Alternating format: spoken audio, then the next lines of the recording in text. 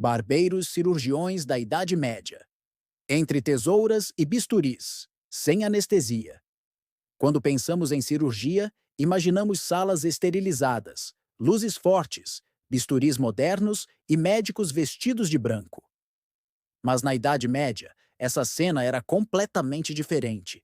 Em vez de médicos cirurgiões especializados, quem cuidava dos ferimentos mais graves, arrancava dentes, sangrava pacientes ou amputava membros eram os barbeiros. Sim, os mesmos profissionais que cortavam cabelo e faziam a barba acumulavam também a função de cirurgiões. E esses homens, conhecidos como barbeiros cirurgiões, tornaram-se figuras centrais na medicina medieval prática, e suas atividades eram tão diversas quanto perigosas. Neste texto, exploraremos o nascimento dessa profissão, suas funções, ferramentas, a ausência de anestesia e como isso moldou a história da medicina ocidental. O surgimento dos barbeiros cirurgiões. Durante grande parte da Idade Média, a prática médica era dividida em três categorias: os médicos eruditos, que estudavam nas universidades, os cirurgiões, que realizavam procedimentos físicos no corpo, e os barbeiros cirurgiões, que, por necessidade e habilidade manual, assumiram um papel essencial nas cirurgias menores. E, com o tempo, nas maiores também. Médicos acadêmicos consideravam a cirurgia uma tarefa inferior, quase manual demais para merecer a atenção de um homem educado. Assim, as tarefas práticas recaíram sobre aqueles que tinham experiência com lâminas, os barbeiros. A Igreja, que tinha grande influência sobre o ensino e a prática médica, também contribuía para essa separação. Monges e clérigos, que dominavam o saber, eram proibidos de derramar sangue, o que os impedia de realizar cirurgias. Com isso, havia espaço para que um ofício semi-artesanal ganhasse prestígio, mesmo com pouca base teórica. Surgia, assim, o barbeiro cirurgião. O que fazia um barbeiro cirurgião? A lista de procedimentos realizados por esses profissionais era impressionante e assustadora aos olhos modernos. Entre os serviços oferecidos estavam extração de dentes, feita com pinças rudimentares, sem nenhum anestésico além, talvez de um gole de álcool forte. Sangrias, baseadas na teoria dos humores corporais. A ideia era equilibrar o sangue, bile amarela, bile negra e fleuma. O barbeiro fazia cortes nos braços ou pernas e deixava o sangue escorrer em tigelas. Aplicação de ventosas e sanguessugas, usados para remover o sangue ruim. Tratamento de feridas de batalha, incluindo suturas grosseiras e uso de substâncias como vinho ou óleo fervente para cauterizar. Amputações de membros. Quando um ferimento infeccionava ou gangrenava, o membro era removido com serras, sem anestesia, apenas com contenção física e um pano na boca para morder. Cura de fraturas e luxações. Os barbeiros alinhavam ossos, aplicavam talas de madeira e usavam ligaduras improvisadas. A dor era a parte inevitável de qualquer desses procedimentos. Não havia anestesia geral. O máximo que um paciente podia receber era álcool, ópio, se disponível, ou ervas com propriedades calmantes, como a mandrágora. Alguns métodos envolviam hipnose rudimentar, oração ou até mesmo golpes na cabeça para induzir inconsciência. As ferramentas do ofício. As ferramentas dos barbeiros cirurgiões pareciam mais instrumentos de tortura do que equipamentos médicos. E muitas vezes, de fato, causavam mais sofrimento do que alívio. Dentre os mais usados estavam serras cirúrgicas, para amputações rápidas, gancho e agulha, para costurar grandes feridas, pinças de ferro, para remover dentes ou corpos estranhos, bacias e tigelas, para recolher o sangue durante as sangrias, ferro de cauterização, aquecido ao fogo e encostado em feridas para estancar sangramentos e prevenir infecções, lanças e lâminas curvas, adaptadas para abrir abscessos ou drenar líquidos. Essas ferramentas não eram esterilizadas como hoje. O conceito de germes era desconhecido.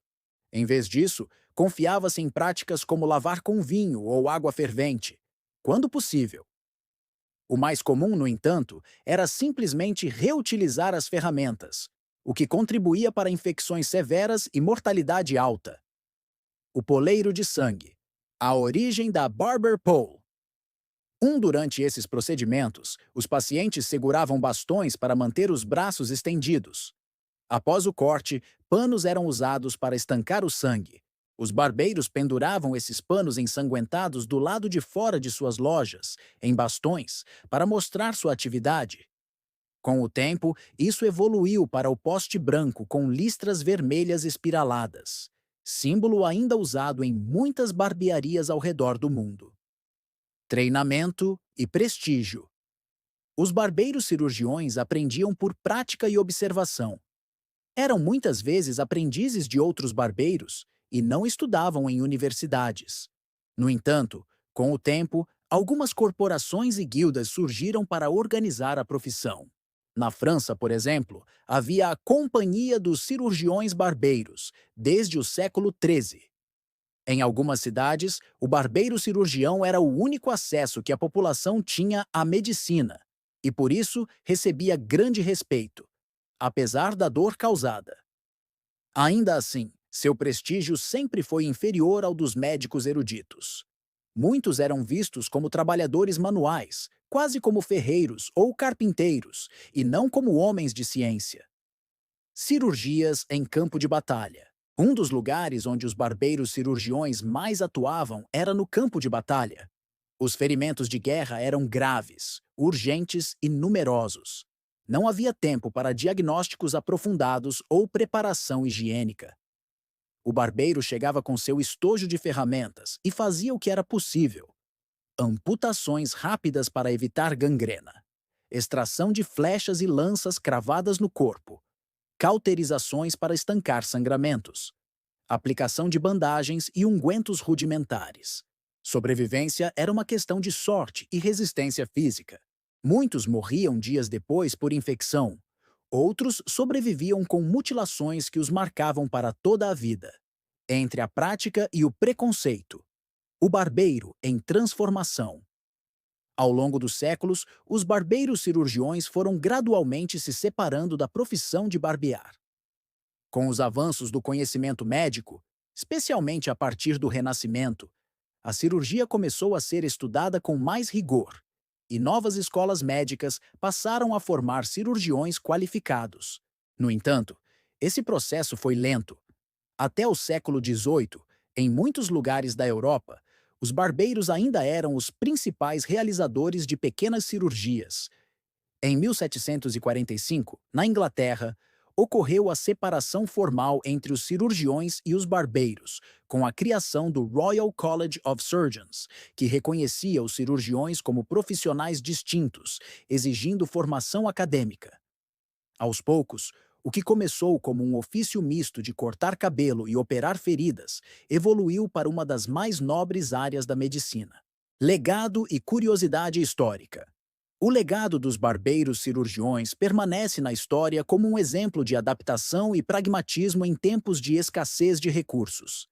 Eles existiam porque eram necessários, e sua prática representava muitas vezes a única esperança para os doentes e feridos. A profissão moderna da cirurgia deve parte de sua história a esses homens de lâminas afiadas e mãos firmes.